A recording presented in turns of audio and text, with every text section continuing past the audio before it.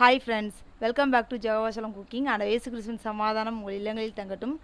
Friends, இது வந்து ஒரு ஸ்பெஷல் வீடியோ. இந்த வீடியோவில் வந்து நான் என்னோட கணவரை உங்களுக்கு அறிமுகப்படுத்துகிறேன். இவங்க தான் என்னோட கணவர் ஃப்ரான்சிஸ். வணக்கம் அனைவருக்கும். எல்லோரும் நல்லா இருக்கீங்களா ஃப்ரெண்ட்ஸ்? இன்றைக்கி வந்து இது வந்து ஒரு வித்தியாசமான வீடியோ. பாடல் மூலமாக ஒரு சிந்தனையை வந்து நாங்கள் வந்து இன்றைக்கி உங்ககிட்ட சொல்கிறதுக்காக வந்திருக்கோம். ஸோ என்ன பாட்டு என்ன சிந்தனை அப்படிங்கிறத என்னோட ஹஸ்பண்ட் வந்து சொல்லுவாங்க. வாங்க ஃப்ரெண்ட்ஸ், வீடியோக்குள்ளே போகலாம். வீடியோக்குள்ளே போகிறதுக்கு முன்னாடி ரெக்கார்டு சப்ஸ்கிரைப் பண்ண கிளிக் பண்ணிக்கோங்க. கூடவே இந்த பெல் ஐக்கானையும் ப்ரெஸ் பண்ணிக்கோங்க ஃப்ரெண்ட்ஸ். அதான் நீங்கள் வந்து ஒரு பாட்டு பாடுங்க தான்.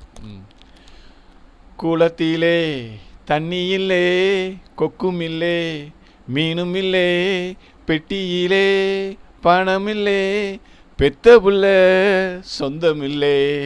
இது வந்து நம்ம தமிழ் கவிஞரோட ஒரு அருமையான ஒரு பாடல் வரிகள். மிகவும் ரொம்ப கருத்து மிக்க பாடல், எல்லாருக்கும் ரொம்ப பிடிச்ச பாடல். இதில் என்ன சொல்கிறாங்கன்னா, கவிஞர் வந்து பெட்டியில் பணம் இல்லை அப்படின்னா குழந்தைகள் வந்து நமக்கு சொந்தம் இல்லைன்னு சொல்லி சொல்கிறாங்க. அது வந்து கவிஞனோட கருத்து, சொந்த கருத்து. என்னோடய கருத்து என்னென்னா, வாழ்க்கையில் வந்து நமக்கு வந்து எப்போவுமே வந்து சேமிப்பு வந்து ரொம்ப முக்கியம். தாய் தகப்பன் அப்படின்னா குழந்தைகளுக்கு வந்து கடைசி வரைக்கும் நம்ம வந்து உதவியாக தான் இருக்கணுமே தவிர குழந்தைகள்கிட்ட இருந்து நம்ம எதுவும் எதிர்பார்க்கக்கூடாது. அவங்க குழந்தையாக இருக்க பருவத்திலேருந்து அவங்க பெரிய ஆளாகி அவங்க தாய் தகப்பனாகி அவங்க பேரம்பேத்தி பார்த்தாலும் சரி, நம்ம வந்து குழந்தைகளுக்கு வந்து உதவியாக தான் வந்து நம்ம எப்போவுமே வந்து இருக்கணும். குழந்தைகிட்டேருந்து எதுவும் எதிர்பார்க்கக்கூடாது. அப்படி எதிர்பார்க்காம நம்ம வாழணும் அப்படின்னா நம்ம வாழ்க்கையில் வந்து நமக்கு சேமிப்பு வந்து ரொம்ப முக்கிய நேயர்களே. எப்போவுமே வந்து நம்ம சேமிப்பில் ரொம்ப கவனமாக இருக்கணும்.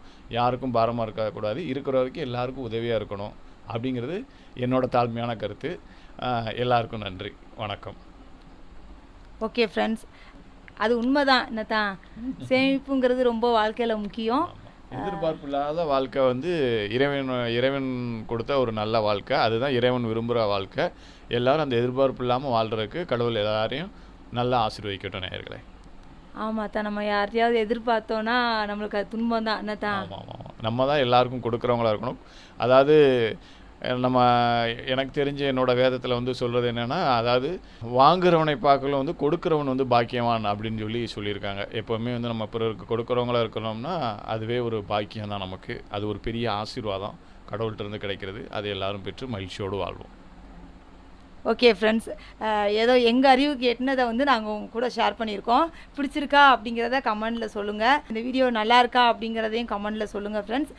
பிடிச்சிருந்துச்சு இந்த வீடியோ அப்படின்னா உங்கள் நட்புகளுக்கும் சொந்தங்களுக்கும் எங்களோட வீடியோவை ஷேர் பண்ணி எங்களுக்கு உதவுங்க ஃப்ரெண்ட்ஸ். ஓகே ஃப்ரெண்ட்ஸ், இந்த வீடியோ பிடிச்சிருந்துச்சுன்னா லைக் பண்ணுங்கள், கமெண்ட் பண்ணுங்கள், ஷேர் பண்ணுங்கள். மறக்காமல் நம்ம Jehovah Shalom குக்கிங் சேனலை சப்ஸ்கிரைப் பண்ணுங்கள் ஃப்ரெண்ட்ஸ். உங்களை நெக்ஸ்ட் வீடியோவில் மீட் பண்ணுறோம்.